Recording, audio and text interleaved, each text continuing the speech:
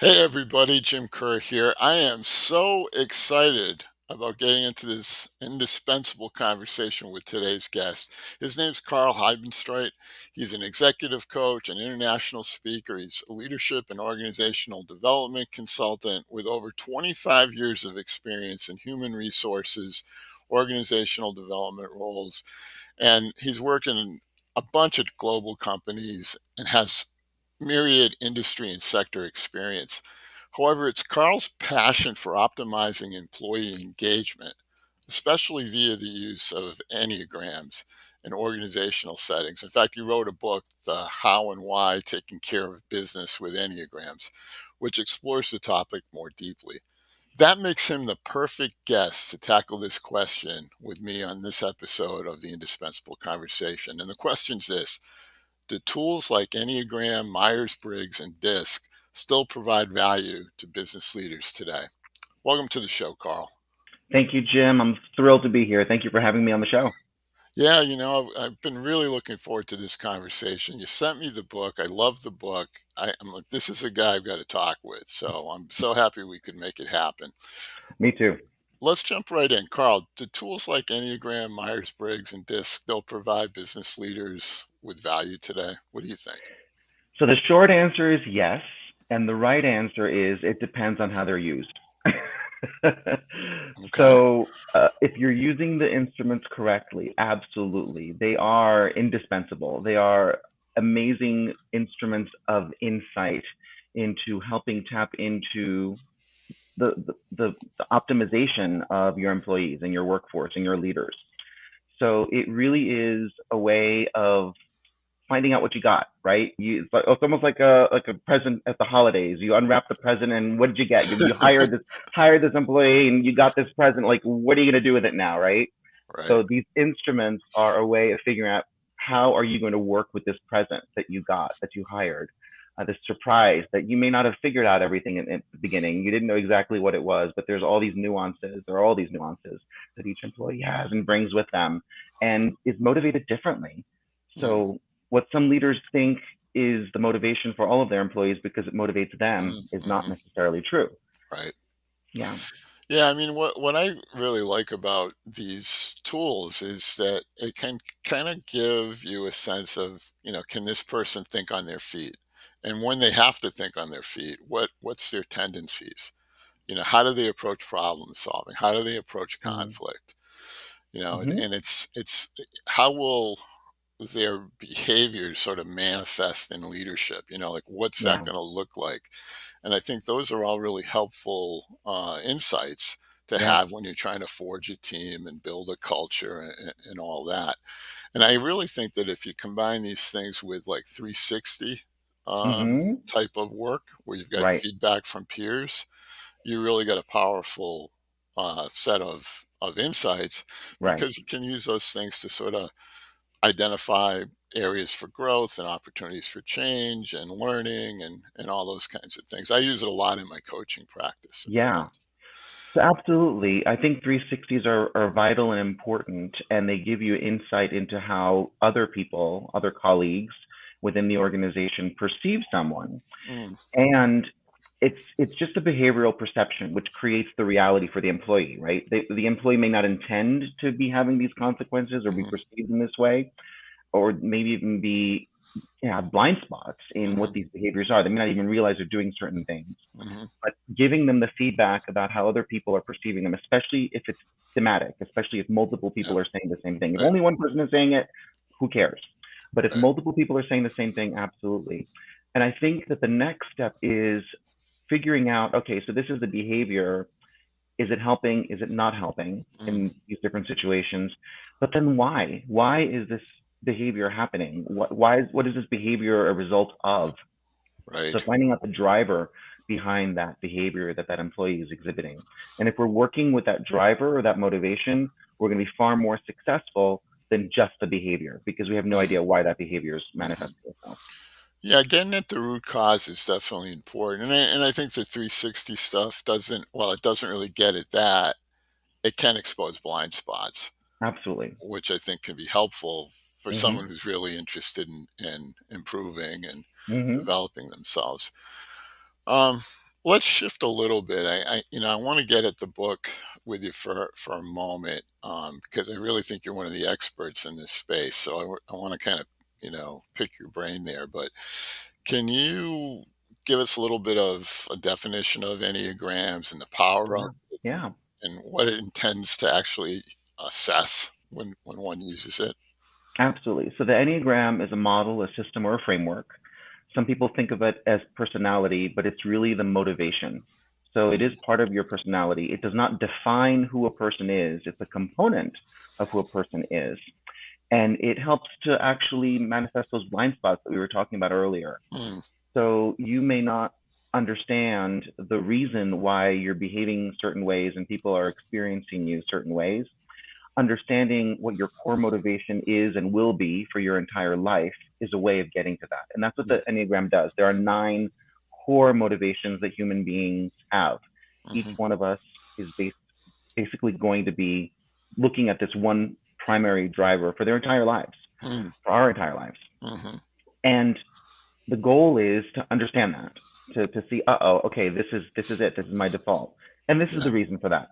yeah. Finding out why that tactic or strategy has been so prevalent throughout your entire life, why you've adopted that in your childhood to help you survive your life, and it's a combination of nature and nurture, absolutely. But then also understanding that there are 9 other lenses through which to view the world, Mm, and adopting each one appropriately for whatever the situation is in front of mm, you. So mhm, not always addressing each situation based on that one mindset that you have that's ingrained in you, but also saying, hold on a second, what if I look at this differently? mhm. So if you start looking at different situations using a different lens or one of those 8 others, in fact, or all 9 of them, all Yes. 8 others in addition to Yeah. your own, you Right. get a much clearer picture of what's really going on rather than thinking that the world is out to get you. Yeah. Yeah. Well, one of the big things that I sort of took away from your book as I read through it, and again, maybe it's not exactly right, but this is sort of how Hmm. I summed it up in my own head. It seemed that what Enneagrams were getting at was the idea that an individual has a primary motivator. Absolutely. And it's usually something either in the head, the heart, or the mind, in my opinion. Hmm. And it seems like that nature versus nurture thing, it seemed to me that it's much more about the nurture side, but I don't know. I mean, that was Mm. kind of my interpretation of it, because I'm thinking like, well, why do I think this way, or why do I feel this way, Yeah. and what am I doing in my self-talk, i.e. the Mm. mind, right? That reinforces some of these beliefs and so on. Mhm. Yeah. So that was kind of how I played around with it, but I'm interested in a deeper sort of understanding of that takeaway. Maybe that wasn't really what you intended. I think that's a great takeaway, and I think it's definitely valid. I would add that it's really a combination of nature versus nurture, as you said, as you took away, and it's a predisposition at birth that we have Mm, towards one of these tactics or strategies or worldviews, and it gets ingrained in us based on whatever our childhood experience was. mm, So whatever our childhood experience was, this strategy or worldview that we had that was ingrained in us from our birth then materializes, and okay. we start interpreting whatever the situation was for our childhood. And again, some people are going to have more tumultuous childhoods than Hmm. others, but everyone is going to interpret whatever is happening to them in a certain way and come up with a strategy of saying, oh, this is what the world is, and this is how I have to show up in the world in order to survive and thrive. Hmm. And then that's the one that gets ingrained, and that's the one that we end up using for our entire lives because it's so prevalent for us. It's so strong for us, and we've Hmm. built that muscle, and we keep going back to that default Hmm. whenever whatever situation is put in front of us. That's our default. That's where we go back to, Hmm. even if we have decades of therapy and growth and self awareness and development. If there's a stressful situation, if there's even a complacency when you're bored, that same core motivator or those same behaviors attached to that core motivator may be popping up because that's just so deeply ingrained in us. Mhm. And the goal is to understand that and not have it be this automatic response. Mhm. It's to say, hold on a second, I'm not going to go on autopilot on this. I get to choose my own destiny. I get to Right. decide how to respond to and how to interpret and Yep. how to look at each situation. Yeah. It's kind of really interesting as I listen to you describe that. Yeah, I just wrote an article. In fact, I think it came out a couple of weeks ago in Psychology Today, where Hmm. I asked the question, can people really change? Yes, And my answer was yes. It's got to be this deliberate sort if of they want to. commitment if they If want to. they Yeah, want yeah. to. Yeah, yeah. Like I was saying, it's got to be a Hmm. deliberate commitment, Hmm. and to your point, kind of a choice that you make all the time, because Yes. your default is probably going to kick in, right? I mean, Hmm. we know that, but how do we overcome that if we want to overcome that automatic Exactly. response? And that's where it takes sort of real focus and effort. Um, hey, look, one of my go-to tools in my coaching practice is Myers-Briggs. Hmm. And I really like it because I feel like it gives me a good picture of people's preferences. Hmm. It's kind Yep. of how they want to behave, Right. in different circumstances. Hmm. How would you compare the Enneagrams to the Myers-Briggs kinds of Hmm. assessments? What do you see as the stuff that's either the same or different with those And two? I'm glad you said these types of assessments because most of the assessments that we're already more familiar with are behavioral assessments. So Myers-Briggs is a behavioral assessment. Hmm. How is this person going to behave? How are they going to be? Are they going to be extroverted or introverted in their behaviors as Hmm. we experience them? When they think, are they going to be thinking with the behavior of big picture, or are they going to be looking at the details, right? Hmm. Are they going to be using a thinking or logical orientation to decision making, or are they going to be more values and feeling based and how it can affect others? Uh, what's their orientation to the world? Are they going to be more in tune with time and deadlines, or are they going to be more go with the flow? Hmm. And some of those are very behavioral. The difference between Myers-Briggs and DISC and Hogan and Leadership Circle and all those other instruments that are out there and people use. So all those are behavioral and the Enneagram is motivational. Hmm. So it's great. Now we know what the behaviors are. We know what to expect from this person. This is how this person normally shows up in these types of different situations. Why? Hmm. Why are they showing up like that? What's the reason behind it? What's the driver behind that? Hmm.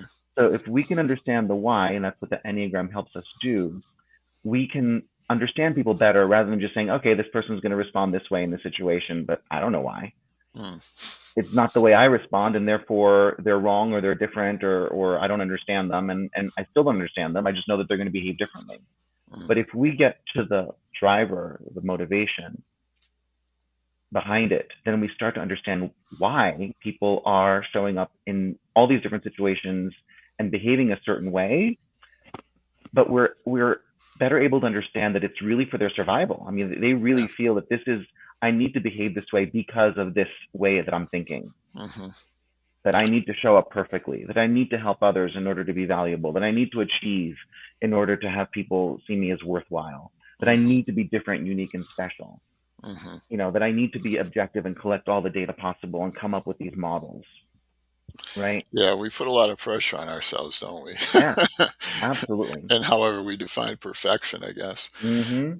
But what I saw, again, I haven't used the instrument enneagrams in my practice. I did take the test just to see, Mm-hmm. how I scored, because I wanted to be prepared for this conversation, Carl. Thank you. But it seems to me that what Enneagrams does a really good job of is it gets at sort of the motivations, but also gets at like fixations, fears, Yes, desires, yes, all those kinds of things that drive people. And yep. this gives you kind of a sense of why a person thinks and reacts and behaves in the way that they do. If you can understand those things, those motivations, fears, etc., then you can better understand, where this person's coming from. Right. And we want to make sure that we're doing this in a benevolent way, right? We're not Yes. doing this to try to Yes. manipulate someone Right. or consciously put them in a state of fear or stress or pushing their hot buttons or anything like that. Right. The other interesting dynamic of the Enneagram is that it's in the symbol, right? The symbol, the Hmm. circle with these nine Hmm. different points on the Yeah. symbol. And Yeah. it has lines within it. And each of the different points has two lines that are attached to it, and the lines go to different other points in the circle. Hmm. If we know someone's core type, if we understand what their core type is, we automatically know what their stress point is and Hmm. where their comfort point is, what their Hmm. stress or stretch point is, and what their comfort or release point is. Hmm. So knowing that is huge power. So as a leader, if we know that, we know what not to do to push the hot buttons of our employees, and we know what is going to motivate them, the appropriate way to motivate them. And not everyone's going to be motivated by throwing Yeah. more money at them, Yes. right? Right. So and that's a great learning to have because a lot of organizations don't have all this money to throw at people, and they're Right. looking at ways of cutting costs. And they can now have new strategies to engage their workforce without having to have huge budgets to do so. Yeah, indeed. And to your point, I mean, I feel like any of these instruments can be weaponized. Yes, We it's can true. use it against people, not Right. necessarily in the spirit of trying to help or further Yeah. develop, right? It can be used really, like I say, as a weapon. Yeah. Uh, A lot of people say that they don't want to take any instrument because people feel like they're going to be boxed, they're going to be labeled, yes. they're going to be Yeah. categorized. But the reality is, human beings are out there and human beings are looking at all these different instruments, or even they have their own words or their own instruments that they've come up with on their own, and they've already labeled you regardless. Yes. Excellent So point. Yeah. our goal is to figure out what is this unconscious label, because we've contributed to that label. Our behaviors, or the way Right. people have experienced us, have contributed to that labeling that people have already put on us. So how do we break out of that? Yeah. Mary Bast wrote a wonderful book called Break Out of the Box, Mm-hmm. right? So it's how do we break out of the box that we've already been put in, Mm-hmm. um, so that people can't just label us because there's not a consistent behavior or a consistent way that we're showing up, because we're showing up the way that we need to show up to be effective and Right. productive in each situation, rather than these that lead to a label. Yeah. I mean, and it's so situational, right? I mean, we may act a certain way in a certain circumstance, certain situation, and act a different way in others. And there's so people can experience us and box us in, or put us in the box, I guess I should say, based on that interaction. But it Mm-hmm. may not be really a fair assessment of who we really are, how we, always or optimally behave, that kind of thing. It's just one view. Or what we intended, even. Yeah. Yeah, Mm-hmm. absolutely. Um, it's fascinating stuff. I just feel like some of the challenges that we have is, you know, if you're going to put me, and I guess I say this a lot, if you're going to put me in a box, make sure it's a big box with plenty of windows, a fireplace. And ways to escape it. And ways to escape it. Yeah, Yeah. exactly, Mm-hmm. exactly. Because you just might not have put me in the right box. you Mm-hmm. know. Um, let's shift a little bit. Let's get a disc. That's part of the Mm-hmm. conversation today. What's your take on that tool? So again, another behavioral instrument, and there are some correlations. There are no 1.0 correlations between any of these instruments, but I think that one of the things I like to say, it's all about readiness. So it's about a person's readiness. It's about an organization's readiness. If a Hmm. person is ready for a four-box model that will help them identify that, oh, okay, I only need this for this one situation. I need to know how to communicate with people, how to interact with people, and DISC is the easiest way to do it. I don't have to go deep or anything like that. I can decide, okay, this person's red, this person's yellow, this person's green, this person's blue, and that's how I will interact with them. This person wants to be interacted by be brief, be bright, be gone. Great. I now know how to interact with them. Hmm. And there are correlations between the Enneagram styles and the different DISC behaviors, Hmm. but they're for different reasons, right? So for example, for in the red zone, the D, the dominance zone, we would have our type threes, our type sevens, and our type eights from the Enneagram for different reasons. right? The threes want you to be brief, be bright, be gone. They have this assertive energy. They want to know, what is it I need in the situation? Great, give it to me. I need to accomplish my goal. Get out of my way. I need to go do my goal now. The sevens also want you to be more be brief, be bright, be gone, because they want to take advantage of all these other options and opportunities. mm, Oh, what's mm, this about? That's great. What's that about? That's great. What's this mm, about? That's great. mm, Right? So always looking at that. And the eights want to control the situation. They want to mm, control the time. Tell me what it is. Tell me what I need to deal with. Just don't flower it up. Don't make it pretty. Tell me what is the real situation. I don't care if it's bad. I don't care if it's good. It's great if it's good, but if it's bad, no problem. We'll deal with it. Just tell right. me what it is. Don't make it pretty. Yeah. Right? Be brief, be bright, be gone. Let's fix this. Right? Yeah. So I mean, motivation. it Yeah. was no surprise for me, and I'll just share my own results. I score as a big D, on the disc scale, and I scored as sort of a big eight on Mm-hmm. the Enneagram, and I think there must be a natural correlation, Mm-hmm. right, between those behaviors and those motivations. Um, but it was sort of interesting to me how I could have almost guessed before I took the assessment where I might land. Mm-hmm.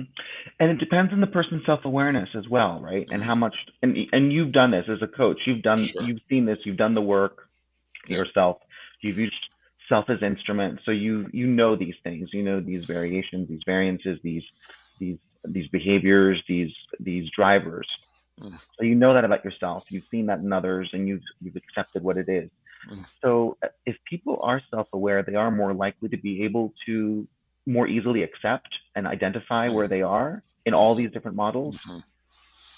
There are, of course, many different situations that would cause someone to mistype Yes. or say that or think that they are a different type. Mhm, And ultimately, and I think this is really, really important, it's up to each individual when they are ready to identify what their type is, their mm, archetype, mm, mm, their motivation, their, why have they been doing everything they've been doing throughout their entire lives? What's mhm. guiding them? What's leading them? So as people are more ready and more open to accept that about themselves and really dig deep and really understand themselves, and their Mhm, self-awareness increases and their readiness increases, mhm. that's when they are most likely to type themselves accurately. Yes, And we should not have someone else tell us what our type is. yes. Ultimately, Right. we decide. Even with Myers-Briggs, right? Myers-Briggs is Absolutely. 99% valid for 3 out of the 4 letters. So Yeah. ultimately, it's going to give you 4 letters, but more than likely, only 3 of them are true. Mm. And the fourth one is, you have to figure out which one is inaccurate and then figure out which one it really is. So again, it's the person themselves is responsible for that and is the only person that knows what's really going on Sure. inside Yeah. them. Yeah. Yeah. No, I think that's a really good bit of advice there, Carl. I mean, it really is up to us. It's our self awareness. It's how we think about where we are at the moment when we're taking Mhm. these assessments. And, you know, maybe 10 years hence, you'd have a slightly different set of answers. My guess is most people are going to land in the same basic place that they Yeah. landed 10 years before, but Hmm. things can change, or someone can work on themselves and kind of Yeah. make some changes in their outlook and behavior that could impact some of the results. I feel like, back to disc, I feel like it's a good tool to use if you were going to build a team of players. You want to have balance. You can get different people with different scoring together, and they may be effective because they can complement each other and so on. Hmm. I think because of what I tend to be tasked to do is to help build a community of leaders in organizations. So my sort of preferred place is Myers-Briggs because it gives me a sense of what people's preferences are. And then when you Hmm. combine them with a 360, you can start to see if there's gaps in understanding of oneself, because you think Right. you're doing this, and you think you prefer that, but yet your people are saying something else, you know? Yeah. Yeah, and I think that going back to the 360s, absolutely. When you see the themes emerge in a 360, you can Mm, start predicting or saying, "Oh, I wonder." if this is 8 behavior showing through, or 3 behavior, or motivated behavior, or three Hmm. motivated behaviors showing through, or Hmm. the associated tasks that way, and then get to it from that perspective, Hmm. right? So from a 3, what is the image? What is the brand that they're trying to promote that Hmm. leads to these behaviors? Right. So understanding that is really, really important. The other thing I would really caution anyone against is hiring based on Yes. type, Yep. right? Because the reality is, and we talked about this earlier about if they want to, right? Yeah. If the person really, really wants a job, if they're really interested in, they're passionate about something, they aspire to be something, but they're not the archetype of what you would put in that Yeah. job, Right. they will probably be better performers than someone who is the archetype of that job that couldn't care less about doing that job well. It's Right. not what they aspire to Yeah. do. Right. So if we're thinking, oh, I need to have an extrovert to be a salesperson or an Yeah. introvert to be a librarian or whatever, Yeah. Yep. stereotype we're going to put Could on be this. terribly wrong. Exactly. We really need to focus Yeah. on the person's passions, Right. aspirations, Yeah. their why? Why do they want this job? Right. What's appealing to them about it? How do they propose that they're going to be successful in it? Hmm. Why would they be Yes. the better choice than any other person? Right. Right? Yeah. So, I'm and I'm dead set against using any of these tools in the hiring process. I know mhm, clients of mine do, but mhm, I try to caution them against that because I feel like you can screen out qualified candidates, like you're yes, referencing. You can also cause sort of flawed results mhm, because people may be answering the questions in the way they think the yes, organization wants them to. or even the Um, way they want to appear, even yeah, if they know that they're right, not really like that. It's an right, aspirational presentation of themselves. right. And Yeah. something like a Myers-Briggs, the one that I know best, isn't really about, you know, um, training per se or hiring per se. Hmm. It's more about career development and that kind of stuff. I think that's more of how it can be used, you know. Raising awareness, like, hey, do you realize Hmm. you have these preferences, and Right. that's sort of pushing you to lead in a certain way. And there's legal Exactly. risks. I mean, let's face it, Absolutely. you know, we could be making hiring decisions based on something that you know is unfair to groups of people who might be taking the test. Huge legal risks. Absolutely. And none of these instruments is prescribed for hiring. None of them. Um, and ultimately, these instruments are all about increasing awareness of self and Mm, understanding of mm, self and also our team members so that we can better work together and yeah, collaborate and create more innovative solutions in an environment that is much more supportive and productive than by just constantly questioning, why is this person doing things that way? Why are they going against what we decided? Why are they questioning so much? Why do they have all these different whys? We now will have our answers, and we'll be able to better understand where the person's coming from, and work to and leverage those strengths, leverage right, that different perspective, that the different motivation, a different worldview, right. so that we can have better relationships and better products and better results. Even and I love the point, but man, it's such a slippery slope Hmm. because, again, back to something we talked about earlier, if we share results with people on the team, you know, Hmm. you still have to want to use that stuff for the good. Yes. Yes. you know and Yeah. sometimes you introduce risk by sharing these results with the team because now all of a Yeah. sudden this information can be used against one another. That is a danger. And I always have a playful oath that I make people take whenever I do a workshop and we in a team building environment. So everyone now understands not only themselves, but their colleagues, their teammates, motivations.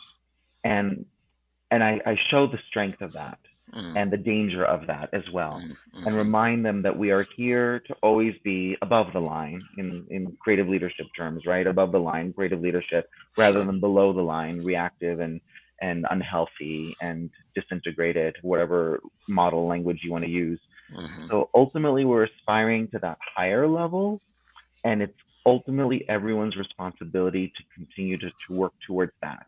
Mm. and to make the conscious choice of always going above the line in Yes. the healthy state, the integrated state, the productive state, rather than the negative, unproductive, fixated, Right. um, Yep. unhealthy state. So Yep. it's really and we're trusting. We're building the trust because it's also Mhm. trust building, of course, Mm. because Mhm. people are sharing these vulnerable Sure. components of themselves, Yep. and that builds trust. That's an immediate trust builder. And if there happen to be one or two people in the team that aren't willing to do that, then maybe those one or two people shouldn't be part of that team Mm. because they're not ready to be part of that team. Right. They're not ready to be as connected and related to the team and the team's purpose as Sure. the other members are. Yeah.